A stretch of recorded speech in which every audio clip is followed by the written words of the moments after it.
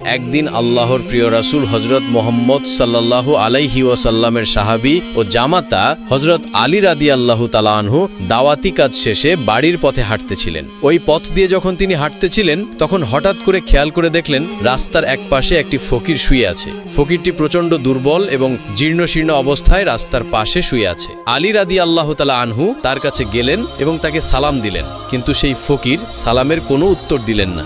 আলী রাদিয়াল্লাহু তাআলা আনহু অত্যন্ত অবাক হয়ে তাকে বললেন, আপনি কি জানেন না কেউ যদি সালাম প্রদান করে সেই সালামের জবাব দিতে হয়? হযরত আলীর এই কথা শোনার পর ফকির প্রচণ্ড রেগে গেলেন এবং রেগে গিয়ে হযরত আলীকে বললেন, কে আপনি? আমাকে সালাম দিয়ে কি হবে? সালাম না দিয়ে যদি পারেন আমাকে একটু খাবার দিয়ে সহযোগিতা করুন। আজ 5 দিন ধরে আমি কিছুই খাই না, ক্ষুধার যন্ত্রণায় আমি জীর্ণ শীর্ণ অবস্থায় এখানে পড়ে আছি। ফকিরের এই রাগান্বিত কথা শুনে হযরত আলী রাদিয়াল্লাহু তাআলা আনহুর মনেও কিছুটা রাগ চলে আসলো, কিন্তু তখনই হযরত আলী রাদিয়াল্লাহু তাআলা আনহুর মনে পড়ল কোরআনের সেই আয়াতের কথা। তানহার আয়াত আল্লাহ রাব্বুল আলামিন বলেছেন, তোমরা ফকির মিসকিনের সঙ্গে ধমক দিয়ে কিংবা রাগান্বিত হয়ে কথা বলবে না। হযরত আলী রাদিয়াল্লাহু তাআলা আনহু তার রাগ নিয়ন্ত্রণ করলেন এবং কোমল সুরে সেই ফকিরকে বললেন, আমার কাছে তো এখন কোনো খাবার নেই, আমি দাওয়াতি কাজ শেষ করে বাড়ির দিকে যাচ্ছি, একটু দূরেই আমার বাড়ি। আপনি যদি খাবার পেতে চান তাহলে আমার সঙ্গে আমার বাড়িতে চলুন, আমার বাড়িতে গেলে হয়তোবা আমি আপনাকে কিছু খাবার দিতে পারবো। ফকির বলল, আমি প্রচণ্ড দুর্বল, ক্ষুধার যন্ত্রণা আমাকে এতটাই কাবু করেছে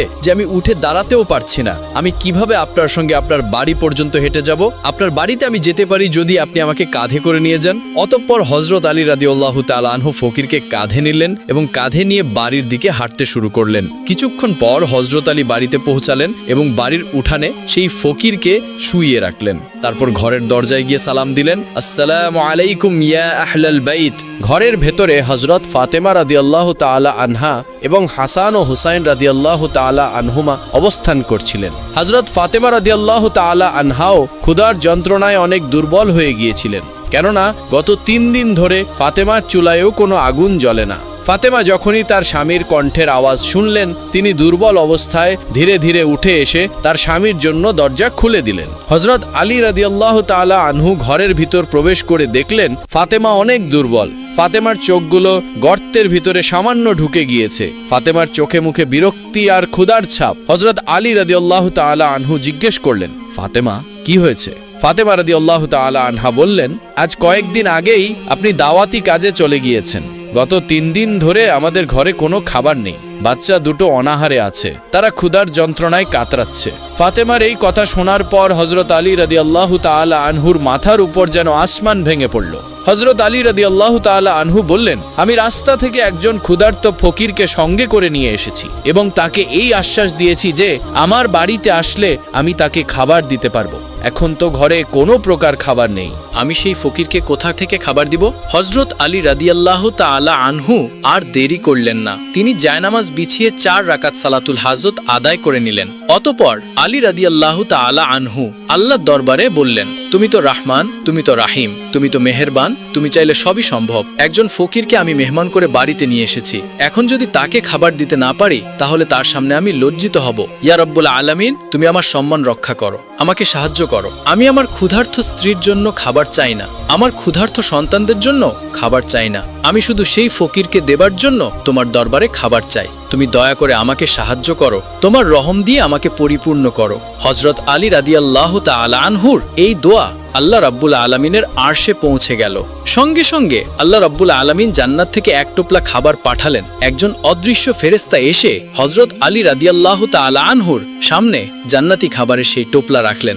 অতঃপর আলী রাদিয়াল্লাহু তাআলা আনহু মুনাজাত শেষ করে যখন খাবারের টোপলা দেখলেন তিনি আল্লাহ রাব্বুল আলামিনের দরবারে শুকরিয়া আদায় করতে লাগলেন। মা ফাতেমার ঘরে জান্নাতি খাবারের টোপলা, চতুর্দিক থেকে যেন জান্নাতি ঘ্রাণ বের হচ্ছে। পাশের কক্ষ থেকে হযরত হাসান এবং হুসাইন রাদিয়াল্লাহু তাআলা আনহু খাবারের ঘ্রাণ পেয়ে ছুটে আসলেন এই কক্ষে। হযরত হাসান এবং হুসাইন রাদিয়াল্লাহু তাআলা আনহু এক দৌড়ে এসে হযরত আলীকে জড়িয়ে ধরলেন। হযরত হাসান বলতে লাগলেন, আব্বাজান, গত 3 দিন ধরে আমরা কিছুই খাইনি। হযরত হুসাইন রাদিয়াল্লাহু তাআলা আনহু হাসানকে বললেন, ভাই, আমার কাছে মায়ের চেয়ে আমার বাবাই অনেক ভালো, কেননা গত 3 দিন ধরে মায়ের কাছে কতবার খাবার চাইলাম, মা একবারও আমাদের একটুও খাবার দিল না। আর দেখো না বাবা আমাদের জন্য কত খাবার নিয়ে এসেছে। হুসাইনের এই কথা শুনে মা ফাতেমা রাদিয়াল্লাহু তাআলা আনহা মুচকি হাসলেন। হযরত আলী রাদিয়াল্লাহু তাআলা আনহু সকলের উদ্দেশ্যে বললেন, এই খাবার তোমাদের জন্য না, বাহিরে একজন ফকির অপেক্ষা করছে এবং আমি তাকে খাবার দেব বলে আল্লাহ রাব্বুল আলামিনের কাছ থেকে খাবার চেয়ে নিয়ে এসেছি। হযরত আলীর এমন কথার পর হুসাইন রাদিয়াল্লাহু তাআলা আনহু হযরত আলীর দুটি পা জড়িয়ে ধরলেন এবং চিৎকার করে কাঁদতে কাঁদতে বলতে লাগলেন, আব্বা জান, আমরা 3 দিন ধরে প্রচণ্ড ক্ষুধার্ত এবং তৃষ্ণার্ত, আপনি আমাদেরকে খাবার দিন, আমরা খেয়ে আমাদের ক্ষুধা নিবারণ করি। হযরত আলী রাদিয়াল্লাহু তাআলা আনহু অনেক বড় একটি পরীক্ষার সম্মুখীন হলেন। একদিকে তার স্ত্রী এবং সন্তান অনাহারে, অন্যদিকে এসে ভিক্ষুকও অনাহারে আছেন এবং ভিক্ষুককে কথা দিয়ে বাড়িতে নিয়ে এসেছেন। হযরত আলী রাদিয়াল্লাহু তাআলা আনহু এই সামান্য খাবারটুকু এখন কাকে দিবেন? হযরত আলী রাদিয়াল্লাহু তাআলা আনহু দুই দিকের কথা চিন্তা করে পাথরের মূর্তির মতো দাঁড়িয়ে আছেন। এমন সময় হযরত আলীর মনে পড়ল, আল্লাহ রাব্বুল আলামিন কুরআনুল কারিমে বলেছেন, নিশ্চয় সম্পদ এবং সন্তান হবে ফিতনার মূল কারণ। পবিত্র কুরআনের এই আয়াত মনে পড়ার পর হযরত আলী সিদ্ধান্ত নিলেন, এই খাবারের একমাত্র হকদার ফকির, অতএব সেই ফকিরকেই এই খাবার দিতে হবে। হযরত আলী এবার বাম হাত দিয়ে হোসাইনকে এক ঝটকায় দূরে ফেলে দিলেন। তারপর ঘর থেকে বের হলেন ভিক্ষুককে খাবার দেওয়ার জন্য। হযরত আলী ঘর থেকে যখনই বের হলেন তিনি এক অবাক দৃশ্য দেখলেন। তিনি দেখলেন ভিক্ষুক দাঁড়িয়ে দাঁড়িয়ে মুচকি হাসছে। যে ভিক্ষুক রাস্তার পাশে জীর্ণ শীর্ণ অবস্থায় পড়েছিল তাকে কাঁধে করে বাড়িতে নিয়ে আসতে হয়েছে, সেই ভিক্ষুক এখন উঠে দাঁড়িয়েছে এবং আলীর দিকে তাকিয়ে মুচকি মুচকি হাসছে। হযরত আলী রাদিয়াল্লাহু তাআলা আনহু কিছু বলার আগেই ভিক্ষুক বলল, ওয়ালাইকুম আসসালাম। হযরত আলী রাদিয়াল্লাহু তাআলা আনহু বললেন, কে আপনি? একটু আগেই তো আপনি রাস্তায় জীর্ণ শীর্ণ অবস্থায় পড়েছিলেন, আপনি এতটাই দুর্বল ছিলেন যে আপনাকে কাঁধে করে আমি এখানে নিয়ে এসেছি, আর এখন আপনি উঠে দাঁড়িয়েছেন এবং মুচকি হাসছেন। আর আপনাকে সালাম দিয়েছিলাম কবে? সেই সালামের জবাব আপনি এখন দিলেন? সেই ফকির তখন বলল, হে আসাদুল্লাহিল গালিব হযরত আলী, আমি আর কেউ নই, আমি আল্লাহ রব্বুল আলামিনের রহমতের ফেরেশতা। আমি আপনাকে পরীক্ষা করার জন্য এত কিছু করেছি। নবীর সাহাবীদের মধ্যে আপনি এমন একজন ব্যক্তি, আপনি একসঙ্গে এতগুলো ডিগ্রি অর্জন করেছেন, নবীর আর অন্য কোনো সাহাবী অর্জন করতে পারেনি। একদিকে আপনি আসাদুল্লাহিল গালিব, কাফেরদের জন্য সিংহ, অন্যদিকে রাসূল সাল্লাল্লাহু আলাইহি ওয়াসাল্লাম বলেছেন, আমি হলাম জ্ঞানের রাজ্য, আর সেই রাজ্যে প্রবেশের দরজা হলো হযরত আলী। অন্যদিকে আল্লাহ রব্বুল আলামিন আপনাকে প্রচণ্ড শক্তি দান করেছেন, এই যুগের শ্রেষ্ঠ বীর পালোয়ান আপনি। অন্যদিকে খাতুনে জান্নাত, যিনি জান্নাতি মহিলাদের সর্দারনি হবেন, তার স্বামী আপনি। অন্যদিকে হাসান হোসেন, যারা জান্নাতি যুবকদের সর্দার হবে, তাদের পিতা আপনি। অন্যদিকে আশারাতুল মুবাশশারাহ সদস্য আপনি। জান্নাতি 10 জন সুসংবাদ প্রাপ্ত ব্যক্তির 4 নম্বরে রয়েছেন আপনি। আপনি একমাত্র সাহাবী যিনি এতগুলো গুণে গুণান্বিত হয়েছেন। আপনার প্রতি আল্লাহ রব্বুল আলামিন রাজি খুশি হয়ে আপনাকে এতগুলো গুণে গুণান্বিত করেছেন। এই খাবারের একমাত্র হকদার হলো আপনার পরিবারের সদস্যগণ। আপনি তাদেরকে এই খাবার প্রদান করুন। অন্য আরেক দিনের ঘটনা, একজন উদ্ভট এবং বিকৃত চেহারার ফকির সালমান ফার্সি রাদিয়াল্লাহু তাআলা আনহুকে সঙ্গে নিয়ে মা ফাতেমার বাড়িতে এসেছেন। হযরত সালমান ফার্সি রাদিয়াল্লাহু তাআলা আনহু ফাতেমার দরজায় গিয়ে সালাম দিলেন, আসসালামু আলাইকুম ইয়া আহলাল বাইত। হযরত ফাতেমা রাদিয়াল্লাহু তাআলা আনহা পর্দার অন্তরাল থেকে সালামের উত্তর দিলেন এবং বললেন, কে আপনি? সালমান ফার্সি রাদিয়াল্লাহু তাআলা আনহু বললেন, আপনার পিতা আল্লাহর পয়গাম্বার আমাকে পাঠিয়েছে, আমার সাথে একজন ভিক্ষুক আছে। এই ভিক্ষুক আপনার পিতার কাছে গিয়েছিল, কিন্তু আপনার পিতার কাছে কিছুই নেই ভিক্ষা দেবার মতো, এজন্য এই ভিক্ষুককে আপনার বাড়িতে পাঠিয়েছেন এবং আপনার পিতা বলেছেন আপনি যেন এই ভিক্ষুককে কিছু দিয়ে সাহায্য করেন। হযরত ফাতেমা রাদিয়াল্লাহু তাআলা আনহা বললেন, আমার ঘরে তো তেমন কিছুই নেই, এই ভিক্ষুককে আমি কি দিয়ে সাহায্য করব? তবে হ্যাঁ, আমার পছন্দের একটি চাদর আছে, আমি এই চাদরটি আপনাকে দিচ্ছি। আপনি এই চাদরটি ইহুদির বাড়িতে বন্ধক রেখে সেখান থেকে যে অর্থ পাবেন সে অর্থগুলো এই ভিক্ষুককে দিয়ে দিবেন। হযরত সালমান ফার্সি সেই চাদরটি নিয়ে ইহুদির বাড়িতে গেলেন এবং ইহুদিকে বললেন, এই চাদরটি বন্ধক নেন। ইহুদি চাদরটি হাতে নিয়ে অত্যন্ত চমকে গেলেন। ইহুদি জিজ্ঞেস করলেন, এই চাদরটি কার? সালমান ফার্সি রাদিয়াল্লাহু তাআলা আনহু বললেন, এই চাদরটি আমাদের বিশ্বনবীর মেয়ে ফাতিমার চাদর। ইহুদি চাদরটি নিয়ে ঘরের ভিতর প্রবেশ করলেন এবং অনেকক্ষণ সময় পর ইহুদি ফিরে এলো। হযরত সালমান ফার্সি রাদিয়াল্লাহু তাআলা আনহু খেয়াল করে দেখলেন ইহুদির মাথা বেয়ে টপ টপ করে পানি পড়ছে, মনে হচ্ছে ইহুদি গোসল করে এসেছেন। সালমান ফার্সি তাকে জিজ্ঞেস করলেন, আপনি তো অনেক আগেই ঘরের ভিতর ঢুকেছেন, এতক্ষণ পর ফিরে এলেন, কই চাদরের বন্ধকিত অর্থ নিয়ে এসেছেন? ইহুদি বলল, এই নাও ও চাদরের বন্ধকিত অর্থ আর আমাকে এক্ষুনি তোমাদের নবীর দরবারে নিয়ে চলো। আমি কালেমা পড়ে মুসলমান হতে চাই। আমি আমার কিতাব তাওরাতে পড়েছি, আখিরি জামানার শেষ পয়গম্বর যিনি হবেন তার বাড়িতে একদিন ফকির আসবে এবং সেই ফকিরকে ভিক্ষা দেওয়ার মতো কোনো কিছুই থাকবে না। আখিরি জামানার শেষ পয়গম্বর সেই ভিক্ষুককে পাঠাবেন তার কন্যা ফাতেমার ঘরে, কিন্তু ফাতেমার ঘরেও ভিক্ষা দেওয়ার মতো তেমন কিছুই নেই। অবশেষে ফাতেমা তার শরীরের একটি চাদর বন্ধক রেখে সেই ফকিরকে ভিক্ষা দিবেন। তুমি যখন বললে এই চাদরটি বিশ্ব নবীর মেয়ে ফাতেমার চাদর, তখনই আমি আমার তাওরাতের ভবিষ্যৎবাণীর সত্যতার প্রমাণ পেয়েছি। তোমরা যাকে নবী বলে মানো, এই নবী আখিরি জমানার শেষ নবী। তার সম্পর্কে তাওরাতে যতগুলো ভবিষ্যৎবাণী ছিল, সকল ভবিষ্যৎবাণীর সত্যতা আমি ইতিপূর্বেই পেয়েছি। শুধু এই একটি সত্যতার অপেক্ষায় আমি ছিলাম। আমি আর দেরি করতে চাই না। আমাকে এক্ষুনি তোমাদের নবীর দরবারে নিয়ে চলো। আমি মুসলমান হতে চাই। মদিনার বাগানগুলোর মধ্যে এক ইয়াতিম ছেলের একটি বাগান ছিল। তার বাগানের সাথে লাগোয়া বাগানের মালিক ছিলেন আবু লুবাবা নামের এক লোক। সেই ইয়াতিম ছেলেটি নিজের বাগান বরাবর একটি প্রাচীর দিতে গিয়ে দেখল প্রতিবেশীর একটি খেজুর গাছ সীমানার মধ্যে পড়ে যাচ্ছে। ছেলেটি তার প্রতিবেশীর কাছে গিয়ে সমস্যার কথা বলে সীমানার খেজুর গাছটি কিনতে চাইল, যাতে প্রাচীরটি সোজা হয়। কিন্তু প্রতিবেশী আবু লুবাবা কোনোভাবেই রাজি হচ্ছিল না। কোনো উপায় না পেয়ে সেই ইয়াতিম ছেলেটি রাসূলুল্লাহ সাল্লাল্লাহু আলাইহি ওয়াসাল্লামের কাছে গিয়ে পুরো ঘটনা বুঝিয়ে বলল। আল্লাহর রাসূল সাল্লাল্লাহু আলাইহি ওয়াসাল্লাম ডেকে পাঠালেন আবু লুবাবাকে। সে মসজিদে নববীতে আসলে নবী করিম সাল্লাল্লাহু আলাইহি ওয়াসাল্লাম সেই খেজুর গাছটি অর্থের বিনিময়ে হলেও ইয়াতিম ছেলেটিকে দিয়ে দিতে অনুরোধ করলেন, কিন্তু আবু লুবাবা যথারীতি রাজি হলো না। রাসূলুল্লাহ সাল্লাল্লাহু আলাইহি ওয়াসাল্লাম এ পর্যায়ে তাকে বললেন, তোমার ভাইকে ওই খেজুর গাছটি দিয়ে দাও। আমি তোমার জন্য জান্নাতে একটি খেজুর গাছের জিম্মাদার হব।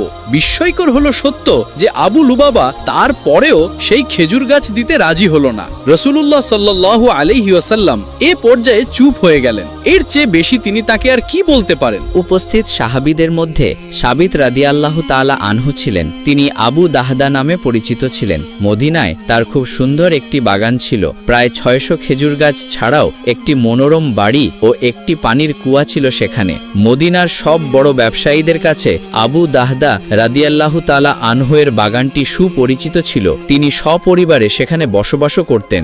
আবু দাহদা রাদিয়াল্লাহু তাআলা আনহু হঠাৎ রাসূলুল্লাহ সাল্লাল্লাহু আলাইহি ওয়াসাল্লামের কাছে গিয়ে বললেন, হে আল্লাহর রাসূল সাল্লাল্লাহু আলাইহি ওয়াসাল্লাম, আমি যদি আবু লুবাবার কাছ থেকে খেজুর গাছটি কিনে এই ইয়েতিমকে দিয়ে দিই, তাহলে আমিও কি জান্নাতে একটি খেজুর গাছের মালিক হব? রাসূলুল্লাহ সাল্লাল্লাহু আলাইহি ওয়াসাল্লাম বললেন, হ্যাঁ, তোমার জন্য জান্নাতে খেজুর গাছ থাকবে। আবু দাহদা রাদিয়াল্লাহু তাআলা আনহু সাথে সাথে আবু লুবাবাকে বললেন, আপনি আমার সেই সম্পূর্ণ বাগানটি গ্রহণ করে সেই খেজুর গাছটি আমাকে দিয়ে দিন। আবু লুবাবা দুনিয়াবি এই বিনিময়ে বিশ্বাস করতে পারছিল না। হুঁশ ফিরলে সে বলল, হ্যাঁ, আমি আপনার খেজুর গাছের বাগানটি গ্রহণ করলাম। বিনিময়ে আমার সেই খেজুর গাছটি আপনাকে দিয়ে দিলাম। হযরত আবু দাহদা রাদিয়াল্লাহু তাআলা আনহু সেই মুহূর্তে খেজুর গাছটি ইয়াতিম ছেলেটিকে উপহার হিসেবে দিয়ে দিলেন। তারপর রাসূলুল্লাহ সাল্লাল্লাহু আলাইহি ওয়াসাল্লামের দিকে তাকিয়ে বললেন, হে রাসূলুল্লাহ সাল্লাল্লাহু আলাইহি ওয়াসাল্লাম, এখন আমি কি জান্নাতে একটি খেজুর গাছের মালিক হলাম? রাসূলুল্লাহ সাল্লাল্লাহু আলাইহি ওয়াসাল্লাম বললেন, আবু দাহদার জন্য জান্নাতে এখন কত বিশাল বিশাল খেজুরের বাগান অপেক্ষা করছে। বর্ণনাকারী হযরত আনাস রাদিয়াল্লাহু তাআলা আনহু বলেন, এই কথাটি রাসূল পাক সাল্লাল্লাহু আলাইহি ওয়াসাল্লাম 1, 2 বা 3 বার বলেননি, বরং খুশি হয়ে বারবার বলেছেন। শেষে আবু দাহদা রাদিয়াল্লাহু তাআলা আনহু সেখান থেকে বের হয়ে সদ্য বিক্রি করে দেয়া সেই বাগানে ফিরে গেলেন। বাড়ির দরজায় এসে স্ত্রীকে ডাক দিলেন তিনি, হে উম্মে দাহদা, বাচ্চাদেরকে নিয়ে বাগান থেকে বের হয়ে আসো, আমি দুনিয়ার এই বাগান বিক্রি করে দিয়েছি। তার স্ত্রী বললেন, আপনি কার কাছে এটি বিক্রি করেছেন? কে কত দাম দিয়ে এটি কিনে নিয়েছে? আবু দাহদা রাদিয়াল্লাহু তাআলা আনহু বললেন, আমি জান্নাতে একটি খেজুর বাগানের বিনিময়ে তা বিক্রি করে দিয়েছি। তার স্ত্রী বললেন, আল্লাহু আকবার, হে আবু দাহদা, আপনি অবশ্যই অত্যন্ত লাভজনক একটি ব্যবসা করেছেন। হযরত তামিম আদ-দারি রাহমাতুল্লাহি আলাইহি বর্ণনা করেন, একবার আমরা আল্লাহ রাসূল সাল্লাল্লাহু আলাইহি ওয়াসাল্লামের খেদমতে হাজির হলাম। তখন আমরা দেখতে পেলাম যে একটি উট দৌড়াতে দৌড়াতে আল্লাহ রাসূল সাল্লাল্লাহু আলাইহি ওয়াসাল্লামের মাথার কাছে এসে দাঁড়িয়ে গেল। দেখে মনে হচ্ছিল উটটি আল্লাহ রাসূল সাল্লাল্লাহু আলাইহি ওয়াসাল্লামের কানে কানে কিছু একটা বলছে।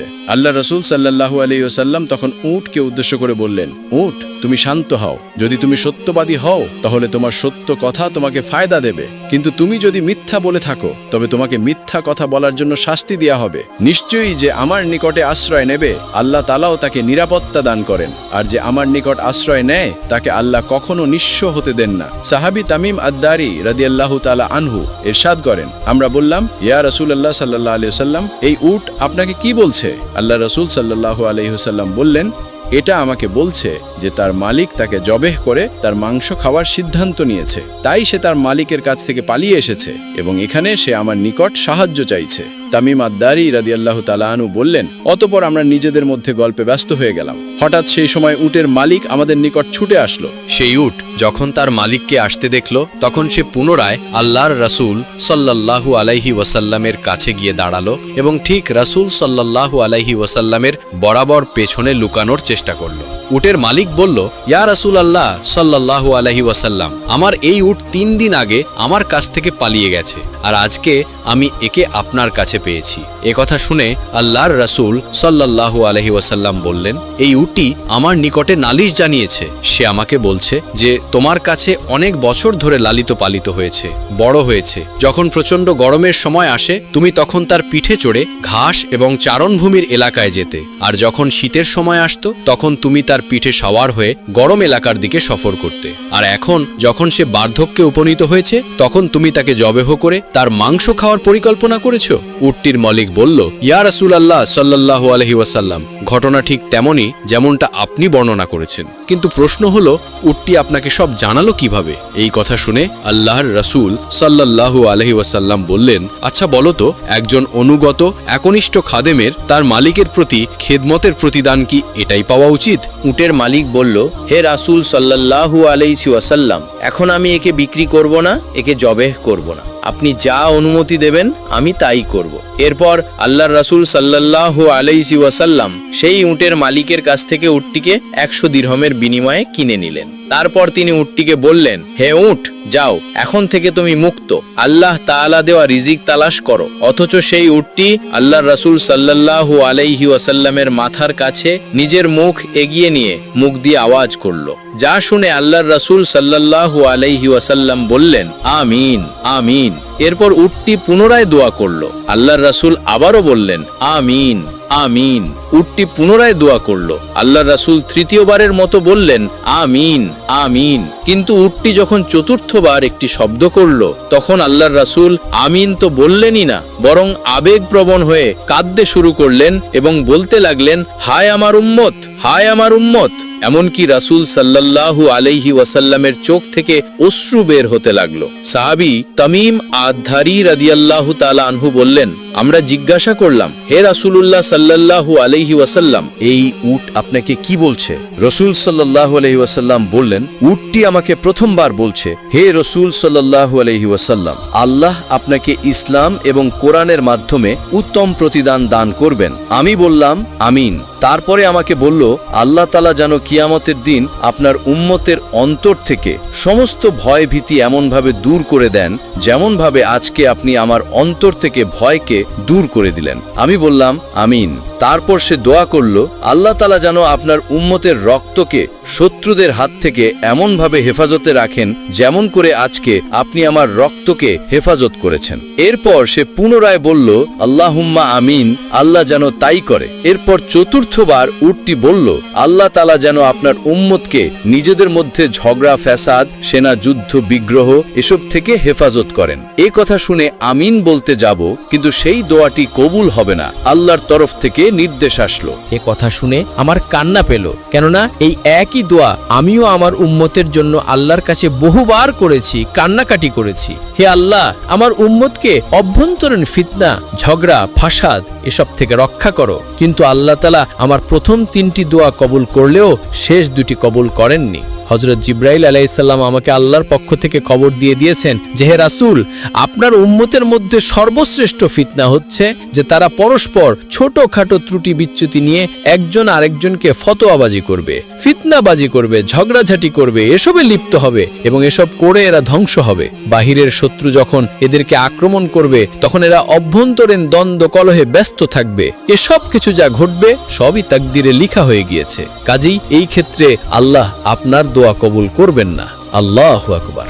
আমাদের প্রিয় নবী রাসূল সাল্লাল্লাহু আলাইহি ওয়াসাল্লাম শুধু মানবজাতির জন্যই নন, তিনি ছিলেন সমগ্র জগৎ, মানুষ, জিন ও সমস্ত প্রাণীর জন্য রহমত। আল্লাহ তাআলা তাকে পাঠিয়েছেন দুনিয়ার অন্ধকারে আলো ছড়ানোর জন্য। তার শিক্ষা ও আদর্শ আজও আমাদের পথ দেখায় শান্তি ও সত্যের দিকে। তো এটাই ছিল আমাদের আজকের ভিডিও। যদি ভিডিওটি আপনার কাছে ভালো লেগে থাকে তাহলে অবশ্যই লাইক দিন আর আমাদের চ্যানেলটি সাবস্ক্রাইব করে পাশে থাকুন। আর কমেন্টে জানিয়ে দিন ভিডিওর কোন অংশটি আপনার কাছে সবচেয়ে বেশি ভালো লেগেছে। ধন্যবাদ।